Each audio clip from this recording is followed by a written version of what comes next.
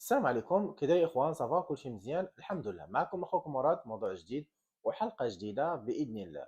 الحلقه ديال اليوم جبتها بالنسبه للاخوان اللي تيكونوا مقبلين باش يدفعوا شي فيزا لاوروبا وكتكون عندهم شركه ديالهم، ولكن ديما تيبقى عندهم تساؤل ديال شحال ديال الموفمون اللي خاصو يكون عندي في الكونت باش نقدر يعطيوني الفيزا او لا باش يقدروا يعطيوني الفيزا.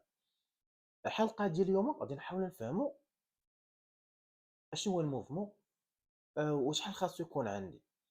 بالنسبة غادي نحاول قبل ما نشرح لكم نحاول نسولكم. دابا في حالات إلا كان مثلا انت دابا واحد عنده سالاري، يعني واحد سالاري ياك، وعنده سالار ديال 10000 درهم، واش هذا وخدام في ديك الشركة لمدة مثلا ديال واحد العام ونص ولا عام، ولا واش عطيوه الفيزا ولا ما يعطيوش؟ يعني باش غادي تجاوب له؟ غادي تقول لي غادي يعطيوه. علاش؟ لان عنده سالار ديال واحد 10000 ولا 14000 درهم، يعني غادي يعطيوه الفيزا وديجا خدام في الشركه واحد العام ولا عام ونص ولا عامين، يعني غادي يعطيوه الفيزا. يعني علاش غادي يبازيو على هذاك الصالير وعلى هذيك الاقدميه اللي هو خدام مع هذيك الشركه ياك. ولكن بطبيعه الحال خاص يكون عنده لاسانسيز ديالو. يعني لا ميم شوز بالنسبه لواحد عنده شركه. اللي عنده شركه ما غاديش يبازيو ليه على لاسانسيز، لحقاش هو ديجا صاحب الشركه. يعني الا كنت عنده لاسانسيز راه كيدفع، ما كانش ماشي ضروري، يعني ماشي بحال السالاري.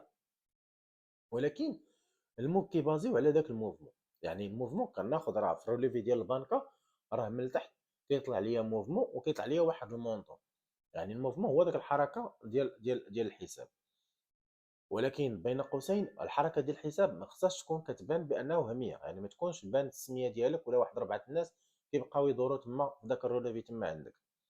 يعني الروليفي يحاول الروليفي يبان بانه عادي، يعني يكون موفمون تكون عاديه، يعني شيكات كيدخلوا شيكات كيخرجوا فيرمون فيرسمون، يعني تكون الموفمون يكون سامبل يعني عادي.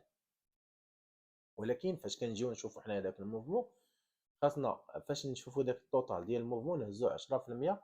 هذيك ال 10% ديال الموفمون خاصها تعطينا شي مونطو يكون مزيان، يعني خاصها تعطينا واحد 3 المليون ولا 4 المليون بحال هكا، ولا مليون ونص، فهمتيني، ديال الموفمون. لكن قد ما كان الموفمون طالع، يعني انا كنحبذها يعني تكون عندي واحد 4 المليون هكاك ولا 30 الف درهم ديال الموفمون. من بعد كنحيد هذيك ال 10%، يعني هذيك ال 10% ياك هي اللي خاصها تكون فيها واحد 30 الف درهم. يعني في هذا بحال هذه الحال، بحال هذه الطريقه هذه، يعني غالبا غادي يعطيونا الفيزا ديالنا ونقدروا ديك الساعه نسافروا ونضربوا دويره ونرجعوا للبلاد ديالنا عادي. ولكن كيف ما قلنا، يعني ما غاديش يجي واحد مثلا عنده الموفمون، مثلا واحد الموفمون طالع، وغادي نجيو نضربوا عمليه حسابيه نهزوا ديك 10% من هذاك الموفمون، وغادي يعطينا مثلا واحد 30 ولا 40 الف درهم ولا شي مونطو هكايا. والموفمون ديالو هو في الاصل ياك تيبان بانه وهمي، يعني كيبانوا قلت لكم السميات كيبقى يدوروا تما.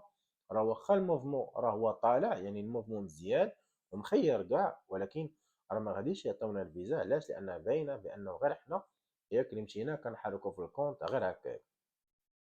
يعني نحاول بالنسبه للموفمون نحاول نحركو بطريقه تكون مزيانه ياك، وديك الساعه راه كناخذ الفيزا ديالي عادي. ولكن عاوتاني بعض المرات ياك اللي تيكون موفمون قل من هاد 30 الف درهم، يعني قل من ديك 30 الف درهم حسبناها قلنا من 10% ديال الموفمون.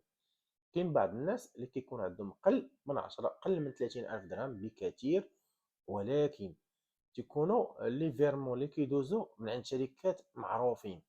يعني شركات معروفين على سبيل المثال، يعني مثلا نقولوا كيوصلني فيرمون مثلا من عند، انا كنخدم مثلا عندي شركه ديال ديفلوبمون انفورماتيك مثلا، وكنشد مثلا واحد المارشي مثلا من عند واحد لا بونك، او كنشد مارشي مثلا عند اتصالات، او كنشد مارشي من عند كذا، وكيبان في الروليفي بان اتصالات مدوزه ليا مثلا كل شهر، اتصالات كدوز ليا مثلا واحد 20000 درهم يعني كل شهر، وواحد شركه اخرى كدوز ليا 10000 درهم. يعني انا الفيرمون اللي كيوصلني على المونطو جلوبال اللي كيوصلني انايا الشهر، يعني هي 30000 درهم ولا 40000 درهم.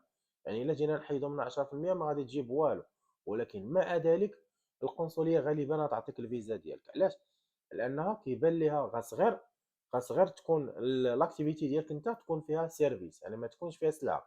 لقاش الا كانت فيها سلعه عاوتاني هما تضربوا عمل حسابي على اساس بانه راه عندك سلعه، يعني هذاك المونطو اللي يدخل لك ماشي فلوس ديالك كاملين، راه ديال سلعه. ولكن 30,000 درهم بحال هكا مع اتصالات، كنتي خدام مثلا مع اتصالات اولا خدام، المهم شي شركه تكون معروفه في المغرب، سواء اتصالات ولا شي بنكه ولا شي جريده هكا معروفه بحال شكل ديال دوزام اولا شي شركه مثلا شدا تي في. المهم شي شركه تكون معروفه، اللي هي معروفه زعما بانه ما تقدرش دير معاك شي ترافيك، زعما غير شي وحده غير كدوزك فيرمو هكا كنت كدور معاهم اولا، يعني زعما شي شركه تكون عندها واحد المصداقيه، كتبان بان فريمون هذوك الفلوس دايزين لك من عندها. يعني واخا يكون المونطو ما كتطبقش عليهم ديك القضيه ديال 10%، يعني ممكن قلت لك لي فيرمون كاملين تكون واصله عندك غير 30 و 40%، وغالبا غادي يعطيوك الفيزا ديالك. ولكن فاش كنهضروا على تجاره بصفه عامه وفلوس كيدوزوا من شركات ما معروفينش، يعني شركات راه فريمون اكزيست ولكن غير هما شركات صغار ما معروفينش وهذا، يعني قلنا كيحسبوا معاك هذه القضيه ديال يعني كتشوف داك الموفمون اللي كاين عندك كتخرج منه 10%، وهذيك 10% راه خاصها تكون عندك فيها واحد 30,000 درهم بحال هكا ياك الفوق، وهكا غادي نقول لك غالبا غادي يعطيوك الفيزا. وكنعاود ناكد عليكم الموفمون تحاول تخدموه مزيان. هادشي اللي كاين في هذه الحلقه هذه. وبالنسبه لاي واحد عنده استشاره، الاستشاره ما كتكونش مجانيه، يعني اي واحد بغى استشاره كيصيفط لي ميساج في واتساب وكنحدد مع شي وقيته ياك باش نشوف معاه الاستشاره، سواء يدوز عندي المكتب سواء ممكن استشاره ياخذها بار تليفون.